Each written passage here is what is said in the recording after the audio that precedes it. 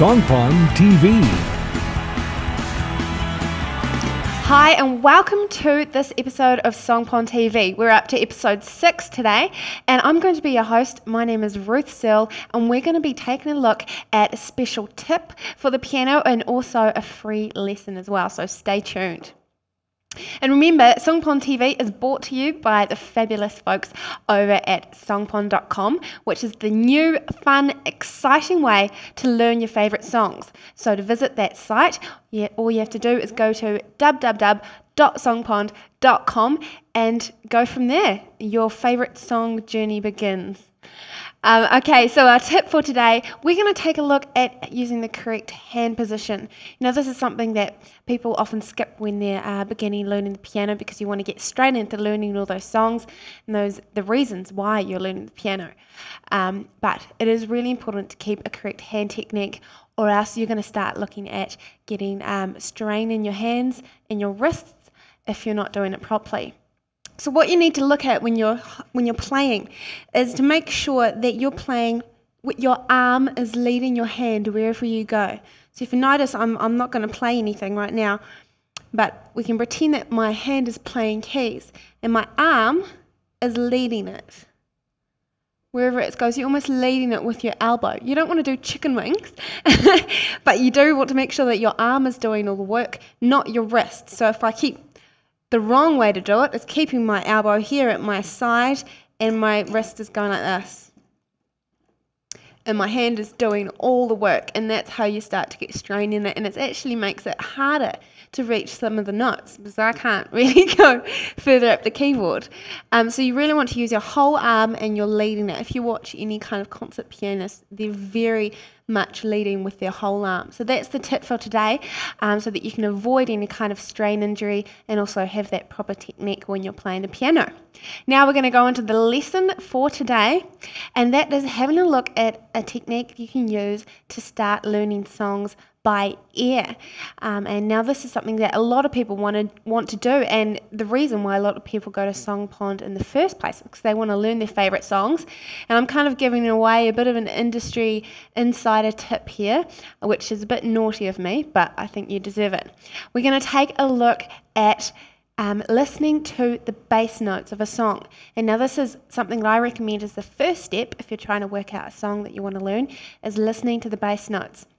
I'm going to play an example of a chord progression, and I want you to try and take a look at the lower notes, the bass notes that I'm playing in this progression, and I'm going to explain to you afterwards how they're significant.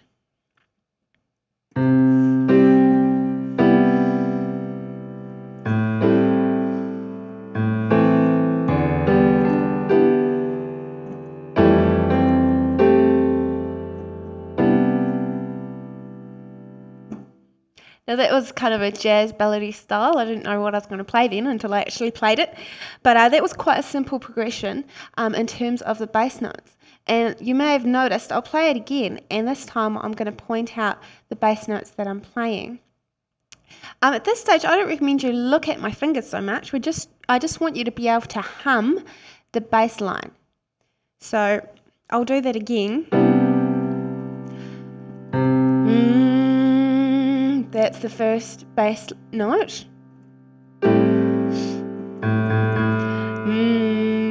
Second bass note, so we've gone.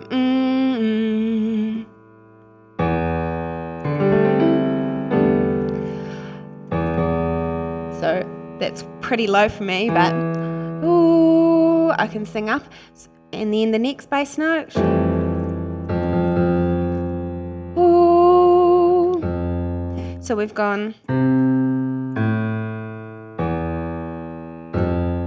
So just by listening to those notes, listening to the lowest note in the progression, the bass note, which in some songs is going to be played by the piano, by the left hand, and some songs you're going to have to tune into the bass guitar, which will be playing the bass notes. But what I'm trying to get at here is these bass notes that I'm playing, which are C, A, E, and F, have a very direct relationship to the chords that are actually being played in the progression. So if you can work out the bass notes of a progression, then you've got some really good clues as to what kind of chords you're going to be needing to play.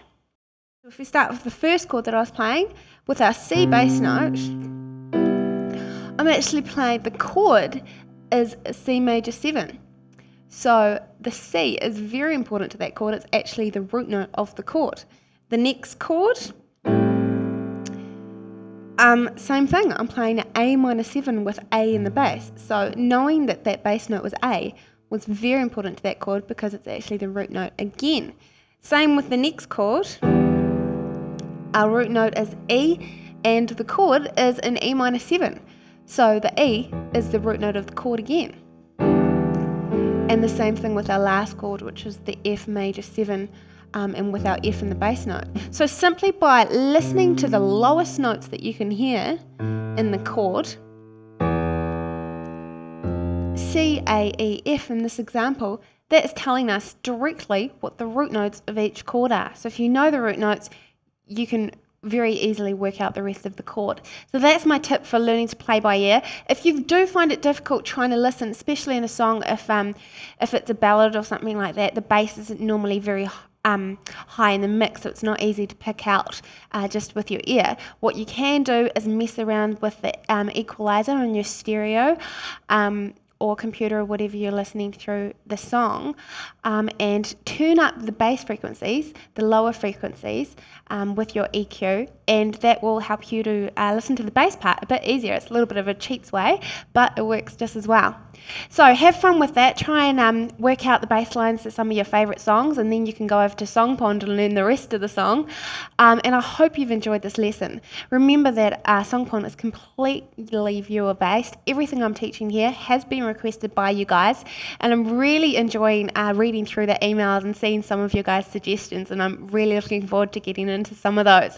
So do send in your ideas. I really love hearing from you. Tell me how you're going with some of these tips and how you're going with Song Pond as well. Remember to click that link, have your say on the songpond.tv website so that I can hear from you. I hope you enjoy this lesson, hope you enjoy SPTV, and I'll see you in the next episode. Bye for now.